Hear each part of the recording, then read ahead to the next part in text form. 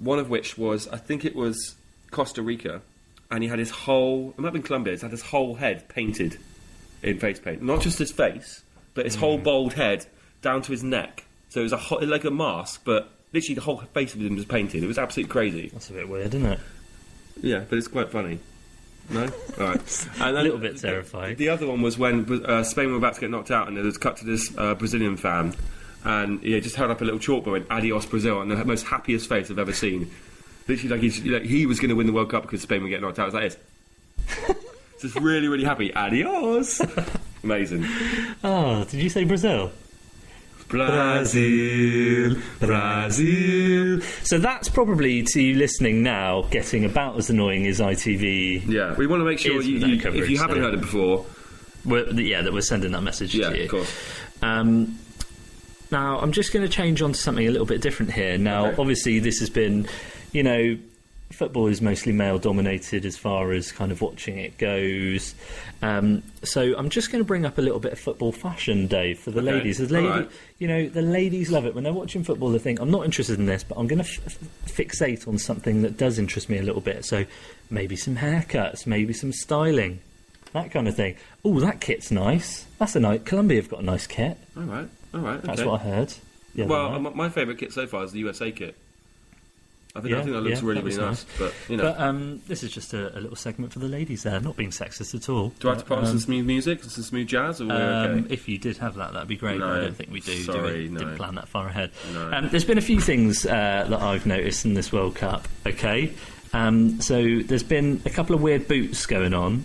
Boots. Oh, okay, yeah. With the kind of weird kind of black and white crisscross kind of marks all over, honeycomb style. I'm not sure about those. But then there's also this thing of one boot is orange and one boot's pink, and they're a goalkeeper, or yellow and pink, and they're a goalkeeper, and something like that. They're in a position where you don't even need fancy boots. Yeah, you're not even going to see those feet moving. I'm pretty sure goalkeepers wearing those boots, and he kicks it 10 times a game. Yeah, maybe 15 if he's lucky. There's been a lot of afros. The afros are coming back, aren't they? Yeah, I could list off kind of name after name after name of the afros, but I'm liking an afro in modern day football. I'm not a fan of the afro, to be honest, mate. Like David Luiz, I'm not too sure what that hair is about. Racist. It's like a half afro, half perm, half wig. It's so weird. But Dave, like Fellaini, that's an afro. Are you familiar with Rodrigo Palacio of Argentina? I know the name. Well, he's got a bit of an unusual haircut, okay? Now, I'm just going to find this for you now because I want to see what your thoughts are on this. So right now, here we go. What do you think? That is the most pointless thing I've seen in quite a long time.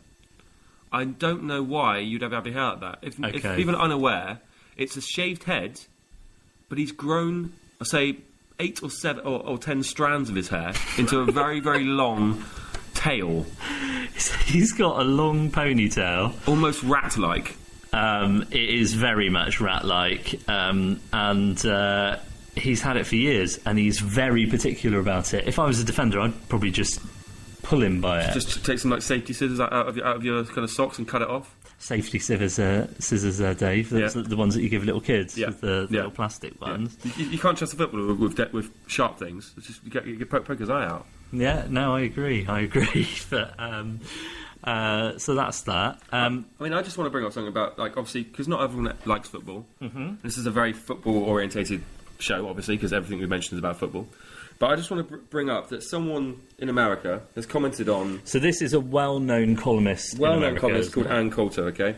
And she's commenting on the fact that certain Americans and quite a lot of American population are now getting into football, or soccer, as they like to call it. Fucking soccer bollocks, right? Okay, apologise for the language. I never apologise. I'm not going to apologise for that. It's a natural part of my colloquialisms. Please continue, David. Right. So the first point, I'm just going to read one or two of these passages, okay? And I want to get your opinion. Okay, now try to be very... No, I will. Right. Read these clearly. Okay, I'm just going to make sure I get the right one I want to read, because... Take your time, Dave. There's just over 9 minutes left there. Plenty of time. Right. Okay, individual achievement is not big a factor in soccer. In a real sport, players fumble passes, throw bricks and drop fly balls all in front of a crowd. When baseball players strike out, they stand alone at the plate. There's also individual glory in home runs, touchdowns and slam dunks. So what she's saying there is that there's no glory in a for team an individual, sport. yeah. Now, what I would say about that is I'm a little bit confused because has she seen a goal go in? Yeah, exactly. I don't know what she's on about. I don't think she's actually seen 1 minute of football.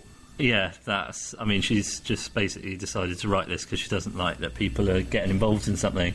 And may I say, people have gone absolutely mental for it in America now. Yeah, completely. Like Snoop Dogg has been posting about it on Twitter and that kind of thing. They're really getting behind it now because they finally realised, hang on a second, this is a good sport. Exactly. I mean, I can understand that their league isn't the strongest in the world, but the international football is getting amazing. Stronger. So the second one, okay? Yeah. It's foreign.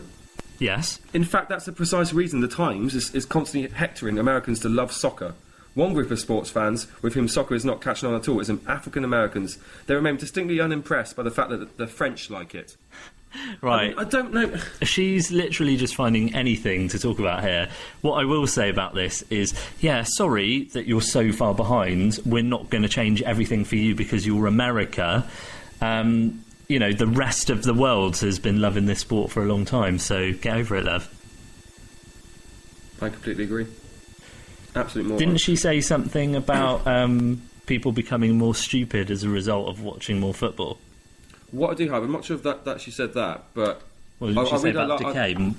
Was that moral decay? Yeah, she said basically that if you like football or soccer in America, it's kind of like you are actually losing morals because the whole moral decay of the society is actually falling around us as American society because everyone's now liking soccer.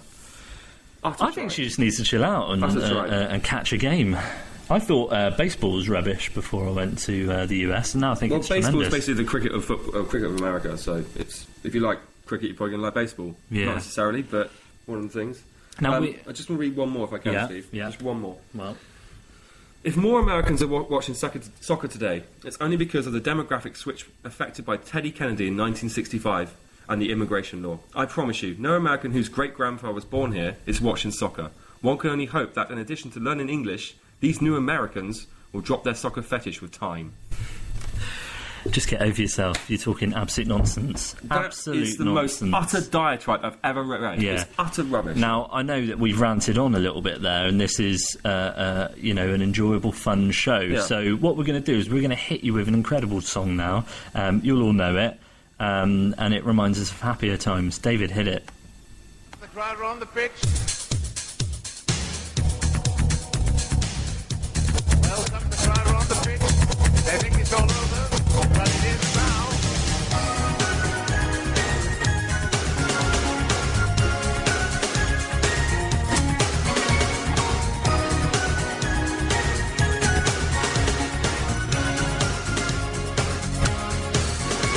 Express yourself, create the space. You know you can win, don't give up the chase.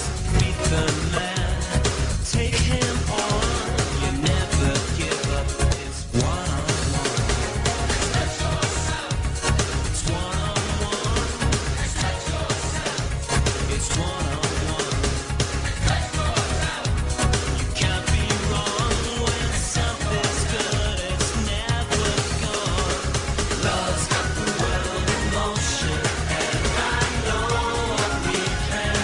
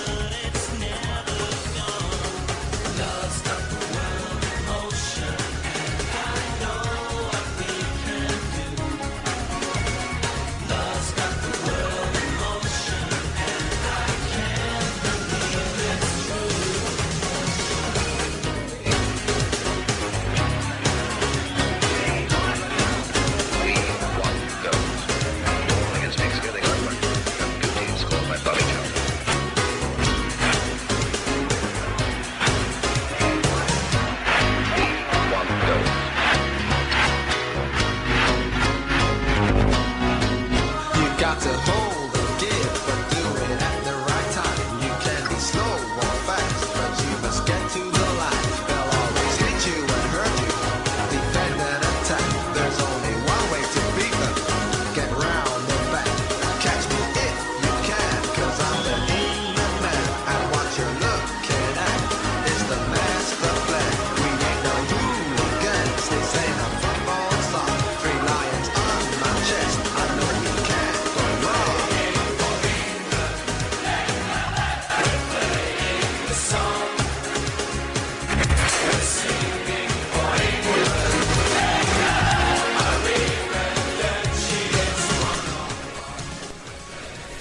So Dave, that was New Order, World in Motion, an absolute classic. Everyone loves that song. If you don't love that, then there's something wrong with you, I'd say. I mean, it's not even just about football, that song. It's just a really nice track. It is a good track. Shout out to the Mondo out there, Christopher Rudnick. Just trying to get there. Oh, okay, you're trying to bring that up. Okay. Yeah, it's not worked, is it? Chris Rudnick. Did they have that phrase in Brazil? Brazil. Not sure that works with the track in the background, but Yeah. he's just got in touch saying, loving the special. Will there be a Commonwealth Games special? Probably sure not. that one, not Probably sure. not. But we'll let you know. But Not a massive athletics fan. good to know But, the special's gone down incredibly well. That's the main message. Right, so Dave, let's finish off with a couple of gripes. I've always got gripes. You've always got gripes. Me more so. Yeah, you're quite an angry man. So, Dave, they're always focusing on the female football fans. They're always looking for the babes in the audience, aren't they? Is that a bad thing?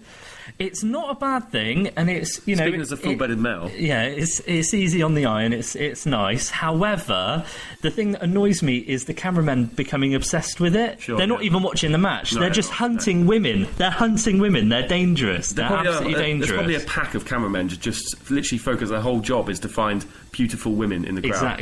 Exactly. So that one kind of irritates me, but you know, I'm not going to go too far on that. Here's one for you. Stupid World Cup sponsors. Right. So okay. obviously you've got like Pirelli tyres or whatever, you know, all these people that kind of go for it. Yeah. That's fine. Listerine, official oral hygiene sponsor of the World Cup. Now, I'm completely with this. None of these products make any sense. Now, we got some... we obviously got some Listerine, and it comes with a special plastic cup. Is it on shaped with top. football? No, it's just a regular plastic cup with the Brazil 2014 thing on. Oh, that's the it. trick. And you know, that's them just going, "Hey, look, we've paid several £1 million to be able to say that we're in touch with the World Cup." But Dave, that's been the World Cup special. I'm a little bit sad it's over, but you know, it's been really good. Go on, quick. I have one quick gripe. On the whole kind of like cameraman crowd thing, a lot of the time when a team is actually losing, they'll pick up certain crowd members looking really depressed, and then suddenly they realise they're on camera and they start cheering. The depression disappears. Oh, I'm on telly. Hi, Mum. What the hell are they doing? Guys, this has been fantastic. Hope you've enjoyed it. We'll be back soon with Series 2. See you soon. Bye!